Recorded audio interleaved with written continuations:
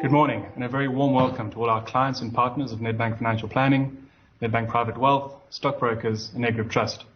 My name is Mike Wilmot, and today we're here to share expert insights and practical tips on how to make better money and life decisions in our complex world. Some quick housekeeping. This is an interactive session. We're going to experiment together through a few polls. You do this by clicking on the link to Slido, which is below the video block, and insert the code for this event, which is #Y914. The first poll is up, so to get a feel for it ahead of the main presentation, please try it now. In the first poll, we ask, over the last 8 months, the amount of information available has overwhelmed me.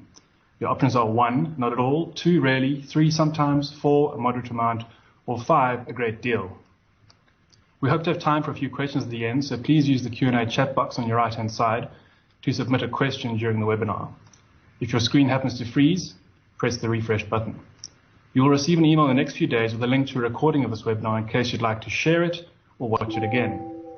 Please remember you can get more money insights and recordings of previous webinars and find out about future webinars on the Nedbank Private Wealth website. 2020, folks. What a year. It has been described as a horror show written by Stephen King and directed by Quentin Tarantino. It is said that if you hear the strange siren of a microbus selling soft-serve ice cream in your local neighborhood in 2020, chances are it's selling liver and onion in a cone. It has been one hell of a tough year. And we're all in this, trying to understand what's going on and looking for answers. When it comes to personal finance, wealth management, and financial markets, it can be complex, often counterintuitive, and surprising. It can be hard to reconcile the stories about what's going on in the economy and the stories about financial markets. A case in point, in the US, while data recorded 16 million jobs had been lost in the previous 3 weeks, the top 30 companies in the US recorded the highest return over 1 week since 1938 at the end of March, up over 20%, technically signaling a bull market. It certainly has been a roller coaster of a year. The mood, cautiously optimistic at the very start of the year, it deteriorated very quickly to Kani Mirni Kopra by the end of March, followed by stoic market recovery, and then more recently a resigned case of what next in 2020, as we are pummeled with more nasty politics, economics, and COVID round 2. And whilst we're all warm-blooded beings living through this show written by Stephen King and directed by Tarantino, when it comes to personal finance, we often attempt to mask this fact by answering the very important questions we have about things like the safety of our investments or the security of our income in retirement, using perfectly unemotional and logical tools like calculators and spreadsheets. And spreadsheets are great. They can help solve a lot of problems. But here's the thing. The contented life function doesn't exist in Excel. The soul for an optimal life function during each phase of our lives doesn't exist in Excel. Because life and what matters most to each of us and how it unfolds and the connection between our hopes, dreams, and fears and our personal finances and wealth is not a spreadsheet formula. So how can we, as young families starting out, or professionals, entrepreneurs, and pre- and post-retirees, make better, more purposeful decisions when it comes to our money and our lives? To help us answer this question, it is my great pleasure to extend a warm welcome to international behavioural expert Neil Bage, joining us all the way from the Isle of Wight. Thank you, Neil, and over to you. Thank you, Mike. I'm just going to very quickly share my screen with you all and get to this screen here. Sorry, Mike, I can't help but wonder, in your introduction there, you mentioned a cone with liver and onions in it, and I'm a big fan of liver and onion. So I'm trying to picture in my head what that would taste like. But anyway, another one for another day, right? Good morning, everybody, officially. And Mike's absolutely right. I'm joining you from a little island off the bottom of the UK, the Isle of Wight, on a grey, rainy morning to talk to you about hearts, minds and decisions. So what I want to touch on today is kind of what we've been on, why we've been on that journey over the last, 8 months now. Feels longer, of course. Understanding why we react and behave the way we did, and some tips and tricks for us going forward. I want this to be interactive, so we're going to kind of play along with a few games as we go through this. But let's kind of answer that first question. how have we coped and how have we dealt with what's gone on in 2020? There is a great quote from the internationally renowned, world famous boxer Mike Tyson, who kind of sums up 2020 in a quote he said years ago. And he said, everybody has a plan until they get punched in the face. And it's been kind of like that, right? It's been kind of like punched in the face, punched in the gut, rug pulled from underneath our feet at the same time. We've had to contend with lots of stuff. And as human beings, that's quite a difficult thing to do. We don't deal with uncertainty very well, and we don't deal with being overwhelmed very well. And the question kind of is, well, why is that? Well, in order to understand that, what we need to do is go on a kind of a quick journey to where we, or how we got here to today. And it's a journey of our evolution. And that journey of our evolution starts all the way back 3.5 million years ago. Now, we could go back kind of 5.5 million, which is what we're doing here, with Aurora tugenensis, which is remains of a bipedal species found in the Tugen Hills in Kenya, dated to be 5.5 million years old. Typically, we use 3.5 million, and our oldest known ancestor, nicknamed Lucy, I'm sure you may have heard of that. But our journey, for purposes of today, let's start 5.5 million years ago. So that's when we kind of climbed out of the trees and became bipedal, or walked around on two legs. If we then fast forward 400 years, we get to the part where we start to, forge, if that's even the correct word, tools to go out and hunt. We start putting pointy things on the end of sticks to go out and hunt. So if you just look at that gap, 5.5 million, 400,000 years ago, that's 5.1 million years in the making. You can see by just that one statistic how slowly the brain evolves. The brain evolves very, very slowly. We learn, of course we do. We adapt, of course we do. But the brain is always trying to play catch up. If we then fast forward to 150,000 years ago, this is where we start to develop complex speech patterns. It's where the oldest signs of symbolism were found on cave walls. And I'm always interested by this, because if you look at that bottom symbol on the screen there, what's known as the crosshatch, of course, we know it today as the hashtag. And it is still a strong feature in every one of our lives all those years later, 150,000 years ago. Let's zoom forward to just 50,000 years ago, and this is where we see the birth of modern man, the species that we recognize in ourselves today. And this is where we start to do things like, take the hides from the animals that we killed and make clothes. It's where we started to bury our dead ritually, and it's where we started to develop, because our cognitive ability had given us this ability to create much more complex hunting techniques. And that was 50,000 years ago. Then if we zoom forward even further to just 6,000 years ago, we get to the Sumerians of Mesopotamia, which is in essence the first known civilization. And this is where we start to see things like rules come into play, social structures that we are all very, very familiar with today. And the interesting thing about the Sumerians is they were also known for inventing writing as we know it today. And then the penultimate date, if we fast forward just to 500 years ago, and of course this is a very British slide, right? But we're in the Tudor period here. Now, I pause here for a particular reason. This is 5.5 million years, the beginning 500 years at this point here. And we invented writing 6,000 years ago. We invented speech and symbolism 150,000 years ago. And yet, if you look at how many people could read or write in the year 500, illiteracy rates in men were at 70% and illiteracy rates in females were at 90%. Interestingly, and just think on this for a second as I ask the question, and then I'll tell you in a sec, what do you think the global illiteracy rate is currently? Not country by country, just the collective global illiteracy rate around the world in 2020. I'll tell you in a sec. And then as we go to today, now this is where we are, the year 2020. And we live in a really quick, fast-paced world.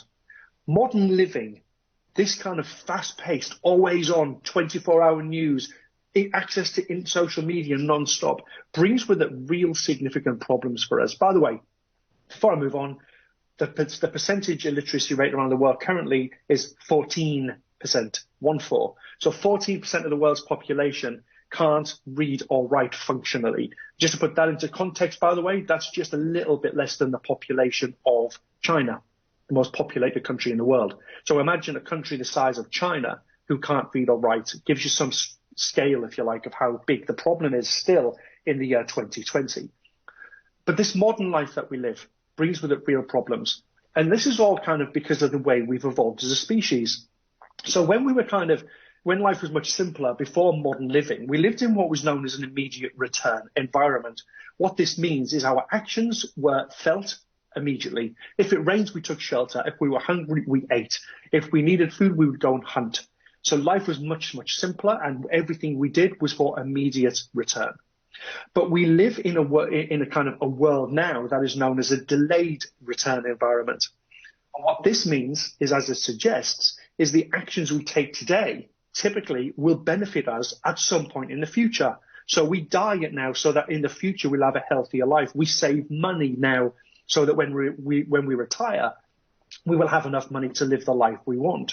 But the problem is, from a cognitive perspective, from a brain biology perspective, we are still living in the immediate return environment. Our brain is in the immediate return environment, but our bodies and the society we live in are in the delayed return environment. So there's conflicts.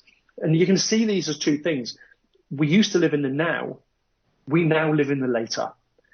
And what that does, just from a biology perspective, is it causes us problems. And it means that quick thinking just becomes the norm. You know, and the brain is evolving very, very slowly. Society evolves at a phenomenal speed around us. And as I said, this kind of creates for us multiple conflict points. It creates real issues for us when we're trying to cope and deal with all of the information that's being thrown at us. And it doesn't help when we're talking about money. Because if we just take the subset of money, we're up against a whole raft of other things. As you can see from the screen here, kind of how we learn about money, it's complicated, it's difficult, we're thrown numbers and statistics and it just blows our mind. How do we feel about money? Well, we know it's a highly emotive subject, so it's fear and greed and envy and hope. And how do we talk about money? Well, we typically don't. In most countries of the world, it's still seen, bizarrely, as a taboo subject. So if our biology is kind of against us from trying to process all of this information quickly, we think that it's a complex subject, it's an emotive subject, and we don't really want to talk about it. You can see how things can kind of mount up and create this whole issue for us as a species. So it begs the question, if we're making decisions and we're getting them, or the outcomes aren't as optimal as we want them to be, does that make us rational or irrational as a species? And I put this on the screen because it's one of my bugbears. This phrase, rational and irrational. People say, oh, you're behaving irrationally towards X, Y, Z. And actually, yes, they exist, but I rather kind of look at it in a different way. You're not irrational at all. You're human. And, we are trying to deal with the world that we live in with the tools that God gave us, right? We are trying our hardest.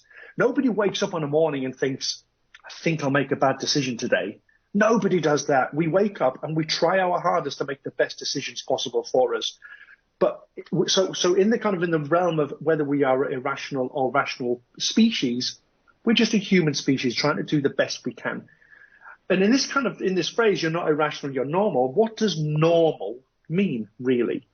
Well, in order to explain that, we need to quickly jump into the human brain and just look at a couple of things that drive the way we make decisions, the way we process information. The first one is our capacity for thinking. The second one is how we process information. And the third one is what is known as heuristics and behavioral biases. Heuristics is a horrible word. Just think of it as shortcut. In other words, in our brain, we have limited capacity to think. We process information in a very particular way. And when these two things don't play out, it leads to shortcuts in the way we think, and it leads to behavioral biases. And over the next 20 minutes, I'm going to touch on all three of these, starting with our capacity for thinking. Now, to explain what I mean about our capacity for thinking, I want to do a quick maths test with you. Now, listen, please play along at home. because it just brings this to life, right? So, and what I'm going to ask you to do now, I want you to verbalize. I know it'll sound bizarre. You're in a room somewhere on your own, and you're about to speak out loud. I get that. But please do it out loud, because actually what I'm trying to do is take what's in your brain and get your brain to process it as speech and then push the speech out, because that changes the outcome of what I'm about to ask you to do. So I'm going to ask you 3 maths questions, okay? Here we are. Number 1, out loud. What is 2 plus 2? Okay, I could hear a resounding 4, right? Everybody should have got that question. Question number 2. What is 56 plus 49? I'm not even going to do this maths. Now, some of you will have got the answer like that, the numerate people amongst you, but those who are less numerate will be going 52, and you'll be doing the maths. You'll be carrying the 1 across, you'll be doing the process in your head, and then you'll get to the answer, right? But you will have noticed already that it was slower than the first one. 2 plus 2 is almost like memory recall, right? But so the second one, you do need to do some calculations. You felt it slower. The third question is this. What is 56,986 plus 34,582? You can't do this, right? You heard me say the numbers, and after the first 5 digits I gave you, your brain was going, hang on, I need to store this. I need to, what were those 2 5-digit numbers again? So what this proves to us, and this really simple test, by the way, is our capacity to hold information in our heads, let alone process that to reach an answer, is severely restricted. It's severely limited. So when you're trying to cope with a noisy world and you think that actually I need to know more information, the reality is it's a paradox, because the more information that we try to take in, the less we end up taking in, because our brain hasn't got the ability to hold that much information in our heads at the same time. That's why, by the way, going back to this maths test, when I say 2 plus 2, and I said the second one, the third one, the only way you can really answer that question is to bypass one of the processes, and you need to take it out of your head and you need to write it down. Because when it's written down, your head doesn't need to hold it anymore. Then your head can just concentrate on the maths. But if you try and do it in your head at the same time, you fail quite dramatically. There's an amazing piece of research, by the way, that's done this with people who have degrees in maths. And, you know, around 5, 6 digits is where they absolutely properly are visibly slower in the way that they calculate, trying to do this in their head. So just to recap, our capacity of thinking, we know that when we engage in deliberate thought, we are severely limited in terms of our capacity and in terms of the mental operations that we can take. But what we also know is that we don't cope with too much information very well. And when we are presented with a ton of information, the only way that we can make sense of it is by simplifying.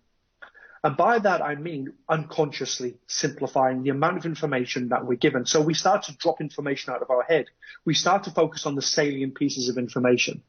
And 2 systems are activated that allow us to do this, allow us to simplify. And it's what is known in the world of psychology as System 1 and System 2. Psychologists are amazing at coming up with the most, complex names. So System 1 thinking and System 2 thinking. Now, System 1 thinking is always happening. It happens every single second of every single day. It's intuitive, it's quick, it's automatic, and it's unconscious. This is do you want a cup of coffee or a cup of tea? I'll have a cup of coffee. System 1 thinking. It just happens all the time. We make quick decisions every day of our lives. Crossing a street, you look left, you look right, and then you walk across the street. System 1 thinking. System 2, on the other hand, is much slower. It's deliberate, it's effortful, and it is very much conscious. This is where you kind of go, no, I need to think about this. So let me just give you a really quick example. System 1, do you want a cup of coffee or a cup of tea? System 2, where should we go on holiday this year? The second one, you give it some deliberate thought. You slow down. Now, the problem with System 2 is it actually is effortful, as in it takes a huge amount of energy from the body to use System 2, thinking to slow down and to really think hard. And it's why after a long day at the office or at work where you've had to really use your brain, you are physically exhausted. So it's not surprising, therefore, that the body and the brain, doesn't really like using System 2. It prefers to use System 1. So it tries to use our intuition as much as we possibly can. So therefore, if you think about what's happened since February, the year 2020 so far, we have limited capacity to process all the information that we're being bombarded with, and we tend to take kind of intuitive, short or quick thinking when we're trying to reach a decision. So those two kind of just psychological, biological factors mean that it creates this sense of overwhelm. It creates this sense of being overloaded. And therefore, when people are beating themselves up for not coping very well through the pandemic, you absolutely shouldn't, because it is wholly human to feel overloaded and overwhelmed when there is a ton of information being thrown at you. We've got a pandemic, we're in a lockdown. Will I get ill? Will I lose my job? My kids are at home, my partner's at home all the time. Will I lose my house? I mean, I could go on, right? There is an abundance of emotionally salient things that's happened to us since the beginning of the lockdown. So it's absolutely perfectly fine. But when we do kind of apply this quick thinking in these two systems, what they do lead to is behavioral biases. And our behavioral biases, and we're all biased, right? But our behavioral biases are split into two kind of categories: affective or emotional, and cognitive, to do with your brain. So one is where our emotions drive the decision. The second one, our cognitive biases, are where we process information incorrectly. Now, I'm going to play a few games with you here to kind of reveal some behavioral biases. So please play along. And in one of them, we're going to do a poll and I'll reveal the answers at the very end. Now, the first behavioral bias, I'm not going to tell you what the name is or what we're going to be looking at. But what I'm going to do is I'm going to show you a word cloud. And the word cloud is going to stay on the screen for 8 seconds. And then I'm going to ask you some questions. So please play along, because it really brings this all to life. So the first behavioral bias, I am going to tell you its name, so I forgot to put that in, sorry, is called attentional bias. We can also call this salience. It's called attentional bias. So word cloud, 8 seconds. Try your hardest to remember as many words as you possibly can in the 8 seconds that you are about to get. Okay, here goes.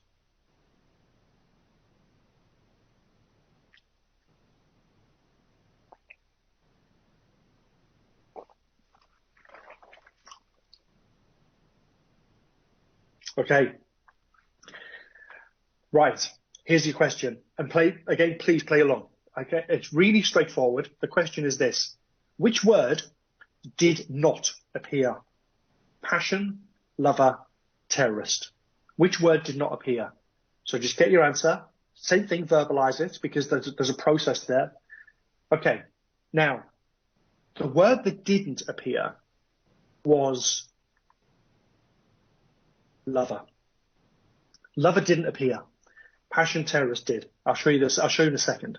So number 2, let's just do one more. Which word did not appear? Lustful, faithful, heart. Okay, think of it. Think back. Say your answer out loud.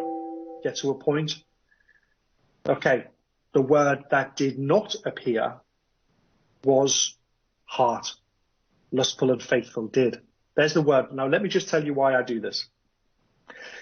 Attentional bias, salience, is where we focus on certain words or images more so than others that are being presented at the same time.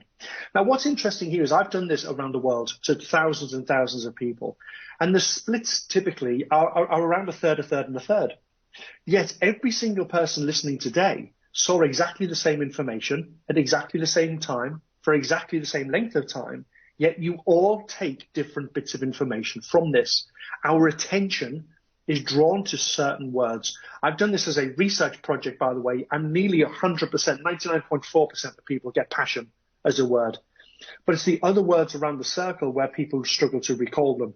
So when we're all presented with the same information, what this shows us is we all process that information in our own unique way. How Neil Bage sees this information, the words that stand out to Neil Bage will be different from every single one of you on this call. And there's nothing wrong with that. That's just being human being. But it does mean that when you receive information that is kind of written for hundreds of people, every one of you will process it in your own unique way. It also means, by the way, attentional bias and salience, that the most important information tends to get hidden. So if you think of documents where there's a big 6% return and there's big words and big pictures telling you how amazing an investment might be, And then at the bottom of the screen in font size 3 is a ton of information. That's the most important information. That's the bit you should read first, because it gives you all of the legal stuff. It tells you what you are looking at.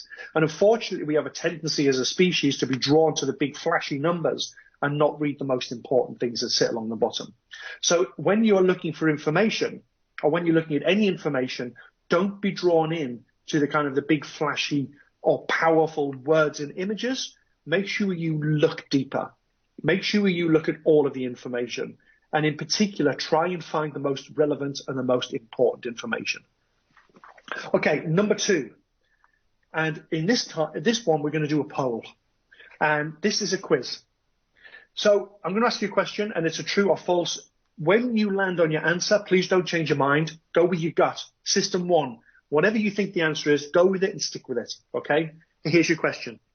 The biceps femoris is the correct anatomical name for the tricep muscle. Is that true or is that false? Now, if we can put a poll up, you can answer that on the screen. And I'm just going to give you 30 seconds to kind of answer that on the screen, and then I'm going to move on. So the biceps femoris muscle, the biceps femoris is the correct anatomical name for the tricep muscle. True or false? Okay. We'll reveal the answers at the very end, by the way. Now, I want you to answer this. Go with your gut. Don't change your mind. How confident are you that you are right? All the way from not at all confident, all the way through to completely confident. Which one of those 6 boxes would you put yourself in? Don't change your mind. Go with your gut. Be honest with yourself. Else this kind of doesn't work, right? So question first, true or false? Question part B, how confident are you that you are right? Okay. We'll reveal the answers at the end, right? But in the meantime, let me explain what I'm talking about here. If, when I presented the first part of that question, you said that it was false, more to the point, actually, if you guessed the answer, and then you said, I'm not at all confident, then you would kind of get top marks in the class. Because if you're guessing, how can you be anything other than not at all confident? Because it's a guess. It's like if I put a jar of sweets on the table and said to you, how many sweets do you reckon are in here? And you said 5,962. How confident are you that you're correct? You're completely confident. People would look at you like you're raving mad, right? So when we're guessing, it's a guess. We need to just accept that it's a guess. So how can you be confident in anything other than a guess? Anytime you've guessed and you move up that scale, from left to right, you are showing this behavioural bias. And the behavioural bias is overconfidence. Now, conversely, if you did know the answer to that question, you absolutely knew it, and you went, I'm completely confident, you also get kind of top marks because you know the answer. So you should be confident in your own ability and your own knowledge, if you like. But anytime we go right to left on this screen and we knew the answer, you are showing signs of the sibling of overconfidence, which is underconfidence. And both of these can be equally as damaging as each other. Overconfidence tends to make us do things without realizing that we don't know what we're doing. And underconfidence tends to see us putting things off because we don't think we have the skill necessary to do that. What we want in life is to go through life kind of in a balanced way, accepting what we don't know.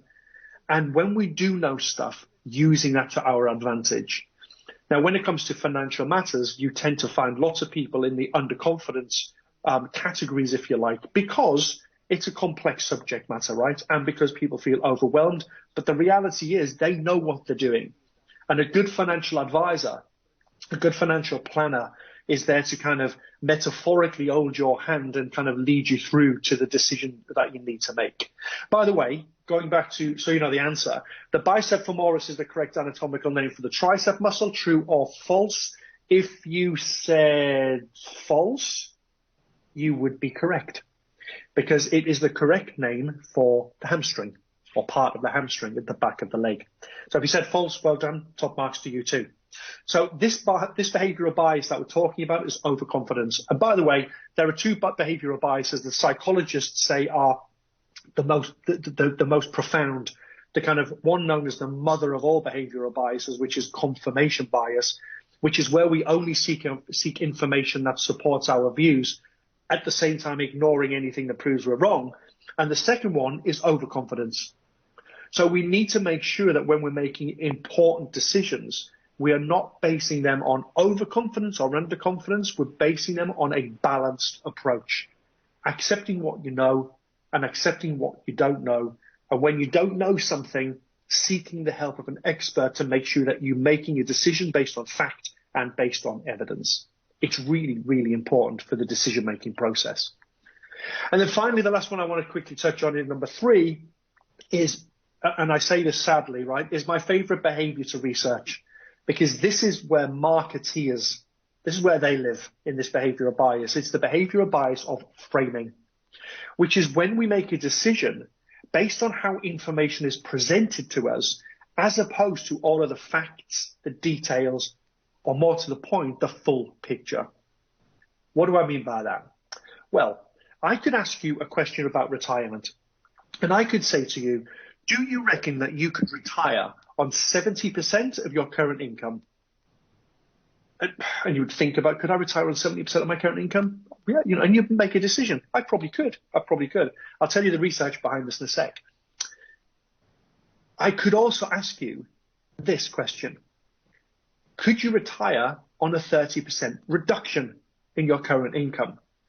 Now, that sounds different. It feels different. But the reality is that those two questions are exactly the same question, framed in a different way. One of them is framed as a positive statement. Could you retire on 70% of your current income? It's a big number. And it doesn't say anything about loss or reduction, nothing. Could you retire on 70% of your current income is framed positively. Could you retire on a 30% reduction of your current income, smaller number, is framed negatively. And so, if I want you to make a decision, I can frame my question in a particular way that elicits a particular response.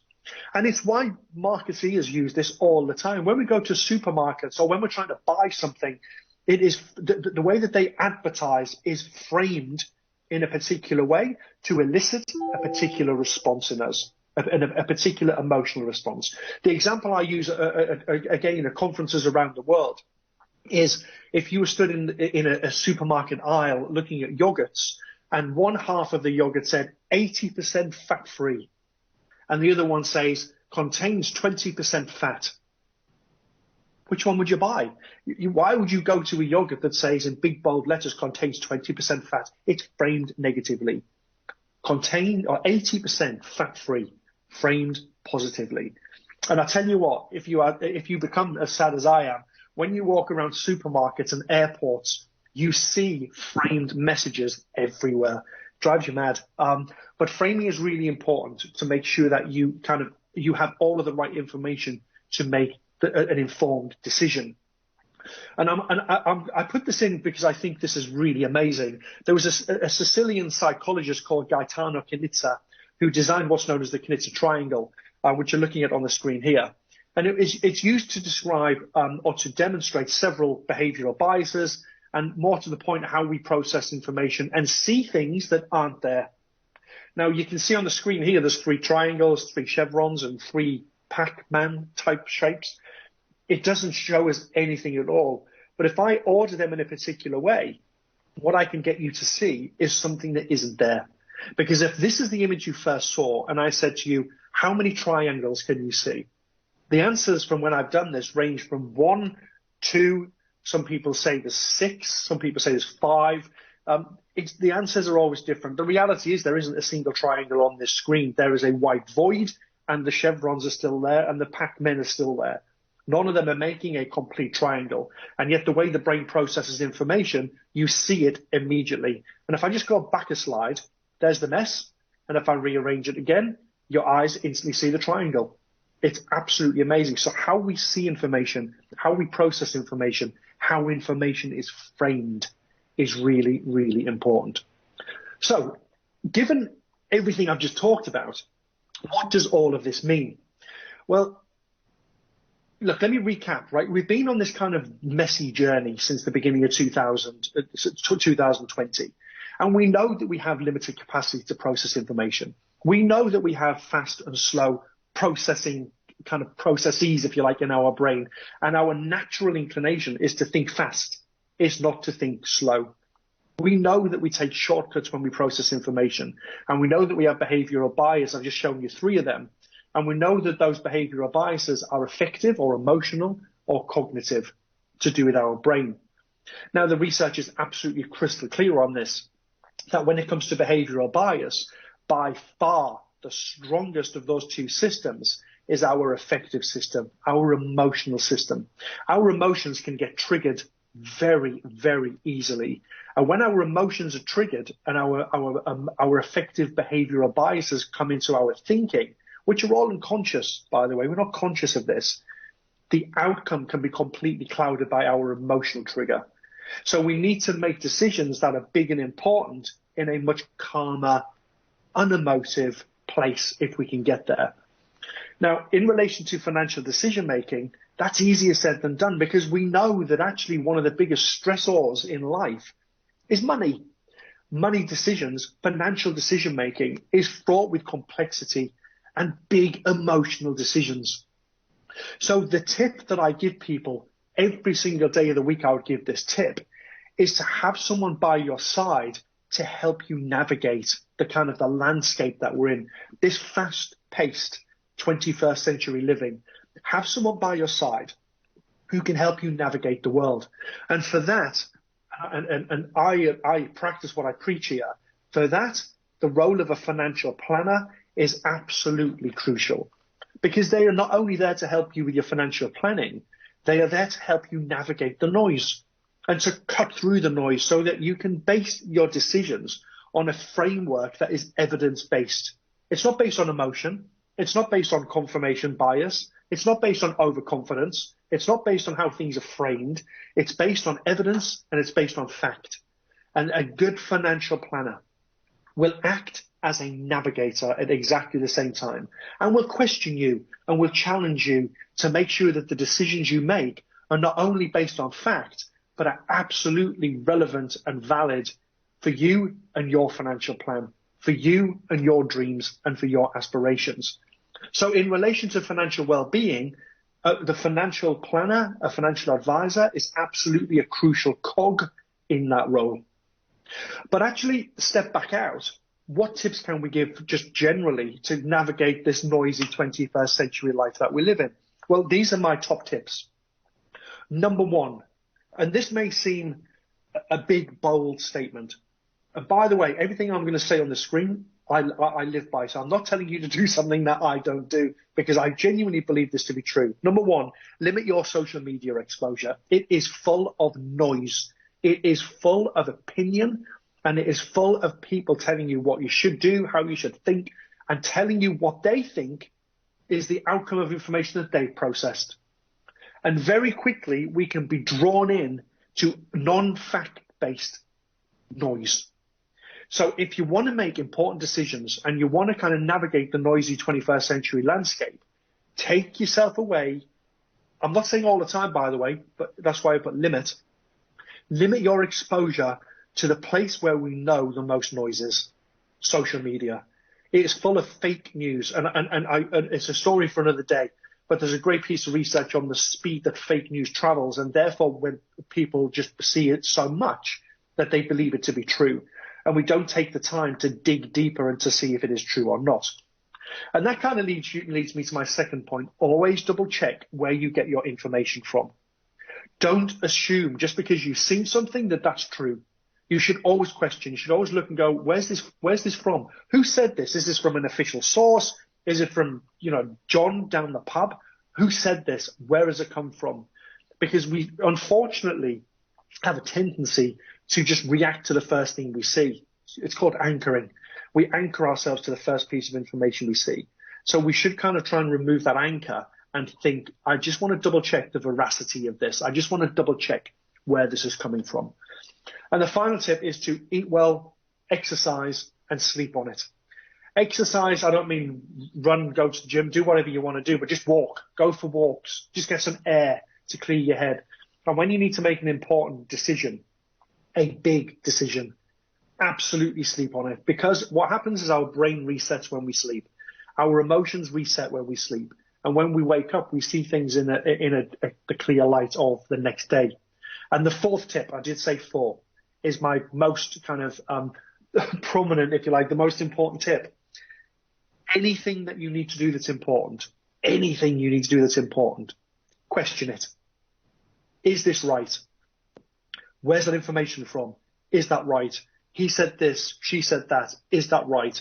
Question everything if it's important. Not the trivial stuff. Do you want a cup of coffee or a cup of tea? Who cares? I'm on about the big stuff. The stuff that can have an impact on your life, on your health, on your relationships.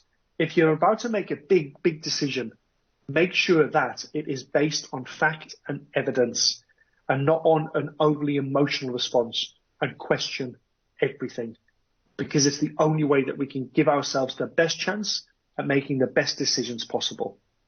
Now, before I go to questions, I just want to see how you answered the true or false question. So we have Chase who's also on the call. So he's just going to show you the results, but tell me what they are. So I'm interested to see how many people said true and how many people said false.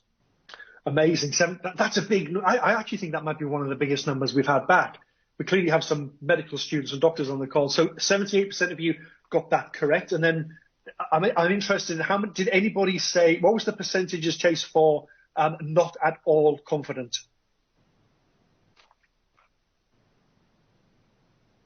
And completely? Okay, so 14. Okay, so what's interesting, right, is whether you got the question true or, thanks, Chase, whether you got the question true or false, you can see that from the completely, not at all confident through to completely confident, there was a range of people, right? So some of you will have shown overconfidence. Some of you will have shown underconfidence. And that might be, I'm sure I've heard this before. I know the triceps not called that. Maybe it's, I don't know what it is, but I'm not completely confident, but I'm kind of confident. That's fine. That's fine. But the point is, if you absolutely knew the answer, then you should always be going to, I'm completely confident. I know the answer. If you guessed, you are not at all confident. Anywhere in between that, you start to naturally show underconfidence or you start to show overconfidence. So listen, I hope that just gives you some insight into kind of, how we process information, how the world that we are currently living in is bombarding us with stuff, and what's going on inside of our heads, with a couple of kind of tips and ideas of how you can get around it. Today was just meant to be an insight into that kind of, into that stuff. And I genuinely hope that was useful. I'm going to stop talking for a second and now I'm going to stop sharing my screen and hand back to Mike. Great. Thank you, Neil. That really was fantastic and I think extremely interesting, particularly in the context of the world we live in today. And in this year in particular, how we've possibly all been exposed to more social media and have had less opportunities to do different things. I think for those that have got children, I think this is a whole separate discussion on its own. So we do have time, thankfully, for some questions. Please do put them in the chat box. There are one or two that have come through. To kick off, Neil, so in the world of personal health and fitness, there are also a lot of purveyors of sometimes crackpot ideas and these fads. When some folks will say simplistically, if you just eat better, get some exercise and rest, the results kind of take care of themselves. I.e., it doesn't have to be too complex, but it is hard. And I think that's not too dissimilar to personal finance and wealth management. So what draws us to the shiny and new and then sometimes dangerous versus just keeping it simple? Great question. So keeping it, and there's a lot to do with brain chemistry going on here, right? So keeping it simple, first off, is let's be honest, right? We're amongst friends. Keeping things simple and keeping things just going and going and going, really, it's kind of a bit dull and boring. There's no excitement there at all, and that's absolutely right. Saving, whatever percentage of your salary every month into a pension plan from the age of 30 to the age of 65, whatever, is just something we do. It's not exciting. The future may be exciting, of course, but that process in itself inherently isn't exciting. But actually, if we jump into let's do neuroscience 1.0 here just for a second. There's a part of the brain that sits just kind of midbrain, a little bit behind the prefrontal cortex. So if you kind of think of your temples and kind of went into the center of, on both sides and went into the center, there's a part of the brain called the nucleus accumbens. And the nucleus accumbens releases a chemical into the brain called dopamine. And dopamine is a chemical, the hormone that's released as a reward. So when we do something that we are excited about, something we love, our brain releases dopamine, and it gives us this feeling of, oh my God, I love this. I love this. This feels amazing. You know, when you study hard, you take an exam, and then somebody says, well done, Mike, you passed your exam. Your brain releases dopamine, and it feels great. The journey getting there might have been dull and boring, but that boost of dopamine really helps. So kind of, if you think about the new and exciting and the potentially dangerous, you know, we've evolved to really quite like dopamine hits. we know what they feel like, and therefore you kind of know what boring and stable feels like, and you know what exciting and slightly dangerous feels like, and you know that if you get through this, you get dopamine hits. If you do this, you don't really get anything. So part of this equation, in fact, the biggest part of this equation is our brain's chemistry. You know, so it's easy for us to kind of just say, yes, I'm going to save. But then when somebody says, oh, do you know what? If you could spend your money on this and it will do this. And you go, oh, that sounds interesting. You're already kind of putting yourself into this dopamine pathway of being rewarded for the decision that you make. So, you know, the unfortunate answer to this question is safe, especially obviously in relation to financial well-being, is safe, boring processes will allow us at some future point to get all the boosts of dopamine you ever wanted. But unfortunately, this kind of, you know, going back to your analogy of health and fitness, and I studied sports science, so I know what I'm about to say isn't true. There's no pain without gain. No gain without pain. I know that that's not true, but you kind of get the analogy that, you know, you need to go through something that's a little bit more safe and stable and boring and dull in order to get to a place where you can live the life you want to live, where you can realize your dreams and your aspirations, when you can sit on the beach and have a barbecue and have a glass of wine and think, God, this is my life now. You know, those boosts that you'll get, the well-being you will feel will be worth the journey. So try your hardest not to be drawn into the new shiny thing, because, you know, yes, you get your little boost, but actually it's not a long-term thing. And then I'll finish off, Mike, with one other thing. If anybody wants to read something on this kind of subject, you know, when we're finished on here, Google, have a look at something called the hedonic treadmill. Because the hedonic treadmill basically says that what we do is we strive for happiness. And when we get there, we feel like we need something else. And when we get there, we feel like we need something else. So hedonic meaning, you know, happy, basically. We're on this happy treadmill where we actually never get anywhere. We're constantly running. And linked to it is a thing called set point theory, which basically says we get to a point in our lives where actually we're at a set point. This is me. I'm happy. I'm content. I don't need anything more. And the sooner we can realize that, and the sooner we can get off that hedonic treadmill, the sooner we can start to realize that actually, you know what, saving this X% of my salary every month for my future isn't actually that bad, because I'm still living the best life that I can live. Great, thank you, Neil.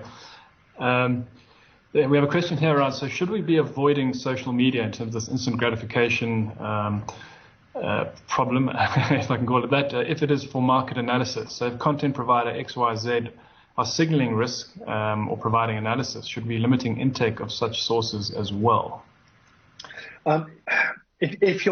I would go as far as saying, if you're trying to make any decision, if you're trying to do any research into anything that you need fact and evidence from, social media should be the last port of call, because unfortunately it is full of, as I said, it's full of people spouting their opinions as if those opinions are facts. And there's become a real kind of cloud between what's opinion and what's fact. And you see this all the time. You know, at the beginning of the pandemic, the amount of people in my timeline who all of a sudden became virologists. All of a sudden, all of my friends were experts on virus. It was amazing. And they were saying things, and you go, well, how the hell do you know that? You're not a virologist. And yet they were saying it as if it was dead true, dead fact. So social media is a really interesting one. And, when I say limits, I didn't say stop. I said limit, and the reason why is because during the pandemic, I have still got a lot of my information to make decisions from social media, from Twitter, because on Twitter, the UK government, Health England, and a couple of other experts from the government created a Twitter channel where all they would do is post fact-based updates. So, and that in that regard, it's an amazing source, because you're going to one location with all of the evidence, if you like. What I didn't do is I didn't look in my timeline to see what my friends said. As much as I love my friends and I love them all dearly, I genuinely don't care how they process information to do with what's going on in the world. And then when they try and tell me that this is what I should be doing is when I come unstuck, unfortunately. So social media can be great, but it can also trigger in us emotional response. And if that emotional response is triggered based off an opinion and not fact, we can get into a mess pretty quick. So, limit your, and I'll tell you what I do. I wake up in the morning and I quickly scan Twitter, LinkedIn, and Instagram, and they're all work related. And I see if anybody said anything that I want to respond on. And then during the day I work, and around about 2:00, I quickly check in again. And at around 6:00, I check in again. That's it. That's my exposure. And I tell you what, I feel better for it. Yeah. Thanks, Neil. I think that social media in a mess, I think the US elections and what you've been speaking about certainly comes to mind. Absolutely. Neil, we have a question here. So it seems that much of this is directed to folks below 50. What tips or advice would you give to folks above 50? No, what a great question. And actually, that's not true. So everything I talked about is about human beings, full stop. Financially, maybe, in that accumulation stage, if you like, yes, there's more decision needs to be made around, saving for the long term, not spending your money now, all of that type of thing. But actually, once you enter your phase of retirement, it doesn't mean that it doesn't mean that you can't it doesn't mean you don't need to make big decisions still. You still need to live the best life you possibly can. You still need to spend your money wisely. So actually the decisions themselves change, but the fundamentals that underpin them are identical for every human being, irrespective of the age they're at. In other words, don't make decisions based on framing. Don't be anchored to information. Don't make decisions based on overconfidence. When you're in retirement and you're deciding what you want to do to live the best life that you can, that is absolutely when the decisions you need to make really, really, really matter.